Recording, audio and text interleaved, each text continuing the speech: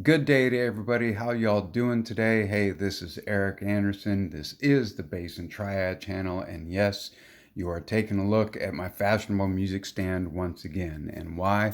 Because we're continuing what we started with the previous video, which is going into this whole idea of the world of rhythm and how rhythms are put together. And today, what we're going to get into is like the most important part, at least to me, I think it is, which is the actual time signature. Because the time signature and rhythms are like, they are linked together, they are virtually inseparable, and every musician needs to have an understanding of that. So, what we're going to do is we're going to review a little bit from the last video, some of the ideas that we talked about, and then we're going to actually take those ideas and we're going to move them into the basic unit of measurement in music. And we're going to really dig into what the time signature is telling us in any given song that you look at. So as we get ready to go into this, I want to ask you to do yourself and do me a favor as well. I want you to think about that one thing about the time signature that baffles you and confuses you the most. And this time around, all I want you to do is keep that idea or that question or that issue in mind. And at the end of the video, put down in the comments, excuse me, whether we actually answered your question or whether we still missed the mark. So that's what I'd like you to do. Just keep that burning question in the front of your mind as I go through this video and let us know at the back end if we actually got this or not. So here we go, right? We're going to get right into this. So if you remember from the last video, we spent some time talking about some different ways that we measure things. And one of the things that we talked about is like if you like to spend time in the kitchen, we talked about how we use a measuring cup to measure a volume of fluid, right? And typically the standard unit of measurement is 1 cup. You know, you read your recipes, they tell you, put in 1 cup, put in 2 cups, but they'll also tell you, they'll also start to divide the cup and tell you like put in a 1/4 cup or put in a 1/2 cup or put in a whole cup, or maybe they'll tell you to do 1 cup plus a 1/4 cup. So the idea is this, is that this cup is just a standard unit of measurement of fluid volume. And then we also took a look at a ruler and how what a ruler does is that it just gives us a measurement of linear, of distance, right? Like if you look at the 10 to the 11, that's like a standard unit of measurement, which is 1 inch. And every inch can be divided into 2/2 of an inch, 4/4 of an inch, 8/8 of an inch, and finally 16/16 of an inch. So why review all that stuff? Why take a look at rulers and measuring cups? Because that same concept of being able to subdivide the basic unit of measurement into equal parts like eighths, quarters, halves, and sixteenths is what the time signature is actually telling you. And that's, once you got the time signature, it's setting you up to write with certain certain ways that you can do things. So here we go. If you remember this from last week, this is our representation of the typical unit of measurement in music, which is known as the bar, or you'll hear people call it the measure as well. And I'll do my best to call it the bar, especially right now, because I don't want to use the words measure and bar interchangeably right now. So what the bar is it's the equivalent of the inch in a linear distance and the cup when it comes down to measuring fluid volume. It's that standard unit of measurement. And that is very, very important because this is what the time signature, this is where the time signature comes into play and actually tells us what we need to know about every single bar in the piece of music. So it really is that important. So you know that when you take a look at your at a time signature, that you have an upper number and you have a lower number. And what we're going to do here is we're going to break down the upper and the lower number and show you exactly what they're telling us. So the first thing we're going to take a look at is this lower number. So what the lower number is telling us is how this musical inch or this musical cup that we call the bar, what that lower number is telling us is how that bar is going to be further subdivided, or how each bar is going to be further subdivided.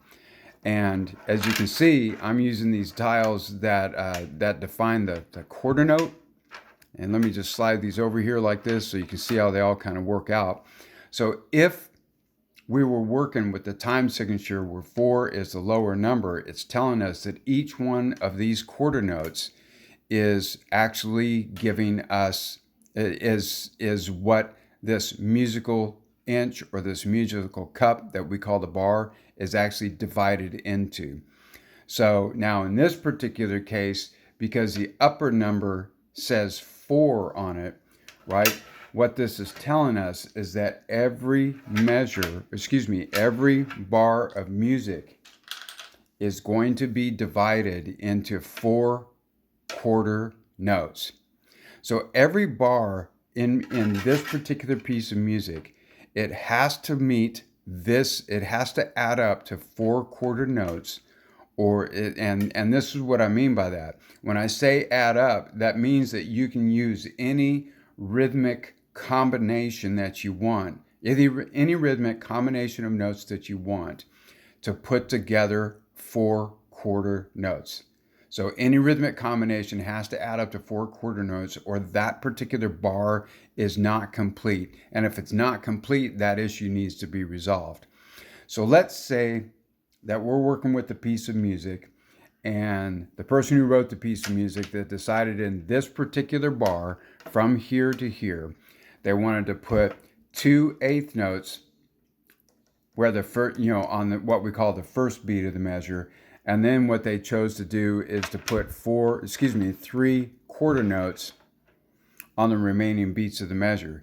So then what you would have is the way that this would be counted is it would be counted 1 and 2, 3, 4, and you know what? I'm gonna put one more quarter note right down here, just so we know that this quarter note here is the beginning of the next measure.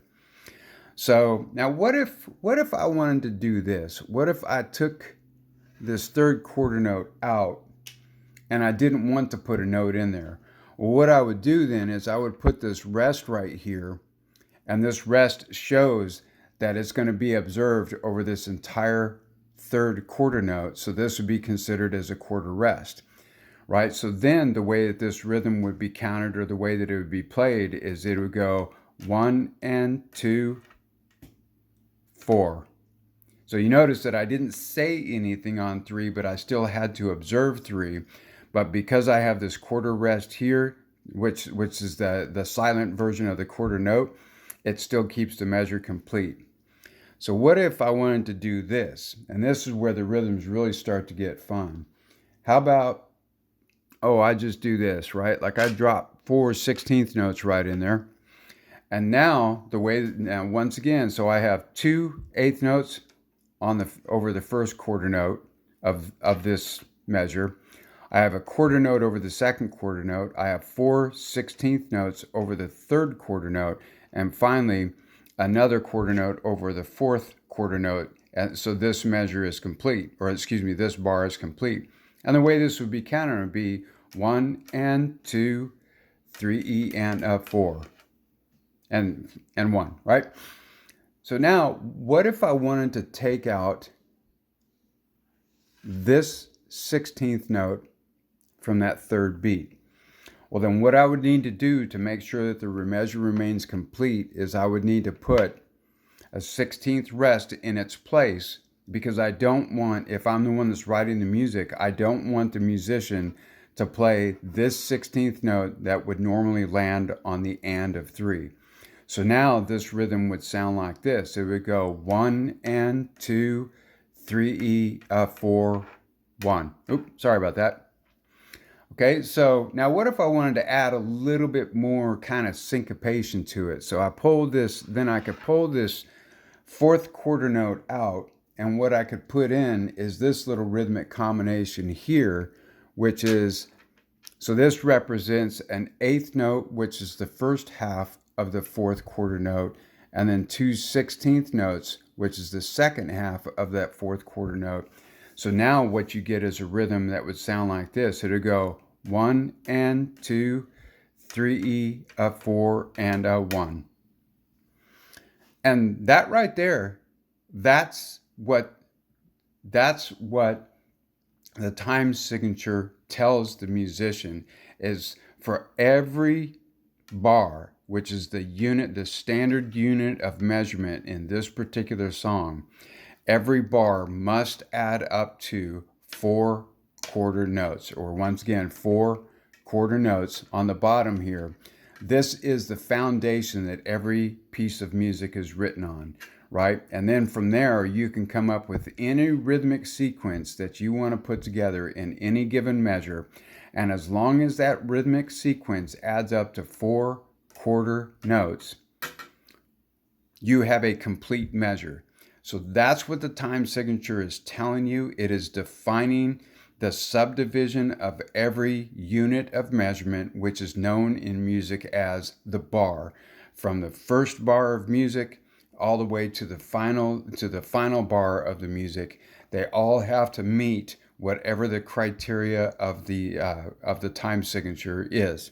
So, and next week, what we're going to do, and I'm really excited about this, is that this 4/4, this 4/4 is a very common time signature, and there's a reason why. It's very easy to understand, but it certainly is not the only time signature. So next week, we're going to take this explanation of the time signature, and what we're going to do is we're going to break down a couple of other time signatures, 2, maybe 3, that when you write in those particular time signatures, they give you a very different kind of feel, a very different groove, and that's where the emotion and the personality and the groove of your songs, that's where they actually come from more than anything else from a music perspective, is this right here, your time signature, right? 4 quarter notes, right? Oh, sorry about that. 4 quarter notes, and that's all she wrote. So I got to ask again. I asked you at the beginning of the video if there was, to recall the one question about time signatures that baffles you the most. And the goal of this video was to actually help you better understand how the time signature works. There we go. Just got to fix my measures there. So did we achieve what we set out to achieve? Did we help you get a little better understanding of the time signature? If the answer is yes, do me a favor right up front, share this with other people you know that struggle with understanding the time signature. And also, hey, the big thumbs up. Oh, there you go, right? The big thumbs up and the subscribes are always appreciated as well. But if this didn't answer the question, then please leave a comment down below as well and tell us and ask your question. Okay, so you said this, but I still don't understand that. And whatever that something is, please put it down there, and we will be more than happy to start cranking out some videos that help you, that answer your questions, so that you can have a better understanding as a musician and as a songwriter how this whole putting songs together thingy actually works. So I am Eric Anderson. This is the Bass and Triad channel. You are taking a look at these fashionable little blocks, and that's all that we got for the day. So y'all take care. I will see you on the next video, and I'm definitely looking forward to it already. All right, bye-bye.